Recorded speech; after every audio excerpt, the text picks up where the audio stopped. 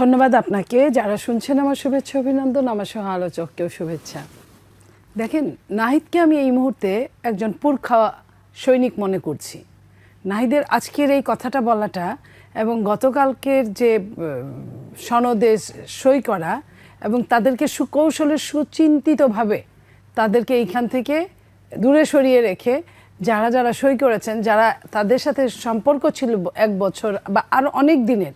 কারণ আমি মাঝে মাঝেই বলতাম যে এনসিপি হচ্ছে কোনো দলের বি টিম হিসেবেই তাদেরকে ওইভাবে তৈরি করা হয়েছে। সমস্যা চলে গেছে, বি টিমের আর দরকার নাই।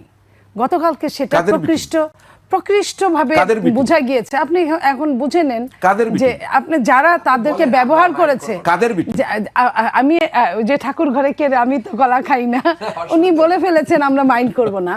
তো আমি বলছি, এটা নাম নাই বলি, যে বি টিম হিসেবে যারা এই ছেলে মেয়েদেরকে ব্যবহার করেছে, তাদের প্রয়োজন ফুরিয়ে গেছে এই সম্পর্কটার। মাঝে মাঝে দেখবেন আপনি রাস্তা যখন বানানো হয়, ব্রিজ, কালভার্ট, সাইডে একটা ছোট্ট কালভার্ট করে, ওটাকে আপৎকালীন যতদিন মেনটা না বানানো হয় ওটার উপর দিয়ে চলে। মেইনটা যখন হয়ে যায় তখন কিন্তু ওটাকে ভেঙে ফেলে, ওটাকে পরে আপনার কেজি দরে বিক্রি করে দেয়। তো আজকের যে এনসিপিকে যে অবস্থায় গতকালকে আমরা দেখলাম, সেটা অনেকটা কেজির দরে বিক্রি করার মতন অবস্থা হয়েছে তাদের। তারা যখন বুঝতে পেরেছে যে তাদের কোন অবস্থায় তারা পতিত হয়েছে, তখন তারা এই কথাগুলো চুলচেরা বিশ্লেষণে এখন প্রতারণা শব্দটা নিয়ে কি বলেছে, যে জামাত পিয়ার নিয়ে সুচিন্তিত রাজনৈতিক প্রতারণা করেছে। সুচিন্তিত, তার মানে কি এটা বেশ সময় ধরে তারা করেছে। এই জিনিসটা কিন্তু গত 2 দিন আগে জামাত যদি আমি আবারও তার শব্দটা শোনাতে চাই, যে ইংরেজিটা অনেক বেশি effective. The so called proportional representation PR movement launched by Jamaat Islami was nothing but a calculated political deception. জি বলুন। জি, ওই লাইনটা ওইটুকুই হয়, সুচিন্তিত। তো এই যে ক্যালকুলেটেড ভাবে তাদেরকে যে এটা করলো, এটা জাতির জন্য দুঃখজনক। এই জন্য রাজনীতিতে অবশ্যই আপনার যুদ্ধে, রাজনীতিতে, প্রেমে, এগুলাই বোধহয় কোনো আইন মানা হয় না, যে কারণে ওরা মরল না বাঁচলো সেটা নিয়ে কারো মাথা ব্যথা নাই। তবে আমি আবেগী রাজনীতি করি, তো কিছুটা নারী, তো আমার খারাপ লেগেছে এই জন্য যে এই ছোট ছোট বাচ্চা পোলাপানগুলোকে নিয়ে এসে মাতৃত্ব এখানে আপনি বলতেই পারেন। আমি কিন্তু ওদের সমালোচক, বাট এই জায়গাটায় মনে হয়েছে যে ওদের সব কিছু ধরিসাৎ করে দেওয়া। ওদের দেখেন প্রধান উপদেষ্টা ওদেরকে লেখাপড়া থেকে সরিয়ে ফেললো। ওদেরকে যখন বললো যে এই ছেলেরা আমার নিয়োগদাতা, শেষ তো ওদের মাথা নষ্ট করা শেষ।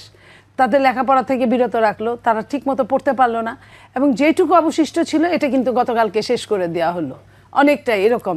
তো এই জায়গা থেকে নাহিদ যে প্রপার বুঝতে পেরে যে এই শব্দ যুগল ব্যবহার করেছে, আমি বলবো এটাকে যদি ধরে রাখতে পারে তাহলে ওদের সামনে আবার ভালো দিনটা আসতেও পারে। সময় আছে, আপনি অনুভব করছেন, আমি অনুভব করছি কিছু করতে পারে তাদের জন্য, শোনা যাচ্ছে আপনাদের ঘনিষ্ঠ। না, বিএনপি তাদের জন্য কিছু করতে পারবে। আপনি যদি আপনার ভবিষ্যৎ না সরান, বিএনপি কিছু করবে না। বিএনপি জামাতের সাথেও তো 17 বছর ছিল, অথচ এই জামাত কি করেছে? নাহিদদের যে অবস্থা করেছে, বিএনপিকেও তাই করেছে। যেই মুহূর্তে সরকার চেঞ্জ হয়েছে, পতিত সরকার, সাথে সাথে বলেছে যে একটা জালিমকে সরিয়ে আরেকটা জালিমকে নিয়ে আসবো। সাথে সাথে এটা বলতে কিন্তু একটা বারের জন্য দ্বিধা করে নাই যে এটা বলা ঠিক হবে কিনা। আমরা তো বরাবরই, শোনেন, এই প্রতারণাকে আমি সম্মান করি। কেন জানেন? আমি তো প্রতারণা করলাম না আপনার সাথে, আপনি আমার সাথে করেছেন। আমার ক্ষমতা আছে, শক্তি আছে, তারপরেও কিন্তু আমি করি নাই, আপনি করেছেন। এটার জন্য আমি অপেক্ষা করি। প্রতারণা করলো আপনাদের সাথে, এই কথাটার অর্থ কিন্তু এরকমই মনে হয়। এই কথাটা আমি লাইনটা যদি এইভাবে বলি, এটা তো বলার মতো অবস্থা ছিল না, কারণ বিএনপি তেমন কিছু করে না। এবং প্রত্যেকটা জায়গায় যেটা বিএনপিকে সমস্ত বাংলাদেশে বিভিন্ন প্রোপাগান্ডা যেটা চলে, এটা আসলে একটা দলই খুব সুন্দরভাবে উপস্থাপন করতে পারে। অন্যকে কিভাবে নাজেহাল করে নোংরা পর্যায়ে ফেলে দেওয়া যায়, এটা না দেখলে বিশ্বাস করা যাবে না। নিজে আমি একটা দল, আপনি এখন দলটা বের করার দায়িত্ব আপনার। আর এই যে রেকর্ডের কথা যেটা আসলো, সেটাই আমি সবচেয়ে অবাক হয়েছি, যে উনি একজন পুরখাওয়া রাজনীতিবিদ। আমি তাহের সাহেবের কথা বলছি, যে উনি ওনার প্রাতিষ্ঠানিকভাবে রাজনীতি করেছেন। উনি এইভাবে, আমি পারতাম না, উনি পেরেছেন। এই জন্যই বোধহয় আমার রাজনীতি হয় না, আমি ওনার মতো বড় নেতা হতে পারি না। উনি কিভাবে রেকর্ড করা আছে, এটা কিন্তু একটা আইনত দণ্ডনীয় অপরাধ। আপনি পারেন না, আমি আপনাকে জিম্মি করতে পারি না। অবশ্যই জনসম্মুখে তো নাই, উনি জিম্মি শুধু করেই নাই, উনি চরমভাবে থ্রেট দিয়েছেন, উনি বলেছেন তাদের কাছে রেকর্ড আছে, এবং যে কাজটা এনসিপি অবলীলায় করতে পারে সে কাজটা কিন্তু অন্য সিনিয়র দল কিন্তু করতে পারে না। এনসিপির অনেক কিছু আমি ভুল করলে আমি বলবো যে এই দলটা যখন তাদের ছাত্র দল করার বয়স, ছাত্র রাজনীতি করার বয়স, তখন তারা মূল রাজনীতি করে, তাদের অনেক রকম ভুল হতে পারে। কিন্তু এই অন্য দলগুলো হোক বিএনপি হোক অন্য অন্য অনেক কিছু, তারা এই ভুলটা করলে সহজে ছাড়ার কথা না। তো ওনারা যখন এই যে রেকর্ড আছে এবং এটাকে খুব সম্মানের সাথে আবার উপস্থাপন করা হয়, এই যে এই আবার বলছেন আমার ভাই যে সহ-আলোচক ভাই বলছেন মান্নান সাহেব যে তাদের আমরা সম্মান নষ্ট করতে চাই না। ওই যে আমাকে জুতায় গাছে তুলছে, আমি কিছুই মনে করিনি, মানির মান পাহাড় সমান। তো এই যে একটা উপদেষ্টা কিন্তু বাংলাদেশের এই মুহূর্তে যখন তার বিচার হবে, কিন্তু এই মুহূর্তে আপনার আমার তার সবার উপদেষ্টা, যখন উপদেষ্টাকে নিয়ে চুলচেরা এই ধরনের কথা বলবো যে তার আমি রেকর্ড করেছি, তার কণ্ঠ, তার কথা বলা, তার ভিডিও করেছি, তখন কিন্তু এটা আপনার আইনের মধ্যে পড়ে না।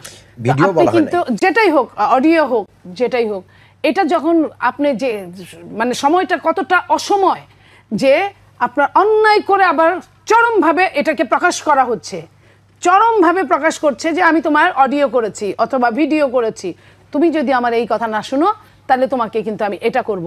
এটা কিন্তু ডাকাতদের কথা, গুন্ডা বদমাইশদের কথা, সন্ত্রাসীদের কথা, এটা কোনো সুস্থ রাজনীতির কথা হতে পারে না। আমি এই জায়গায় ঘোর প্রতিবাদ জানাচ্ছি একজন সাধারণ মানুষ হিসেবে।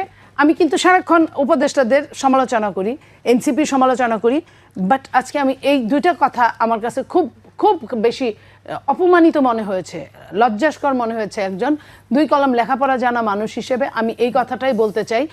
আপনার চরম শত্রু হোক না কেন, তারও কিন্তু আপনি অডিও ক্লিপ নিয়ে কথা বলতে পারেন না, আপনি করতে পারেন না। যে কাজটা শেখ হাসিনা পতিত সরকার করেছিল বলে এত কিছু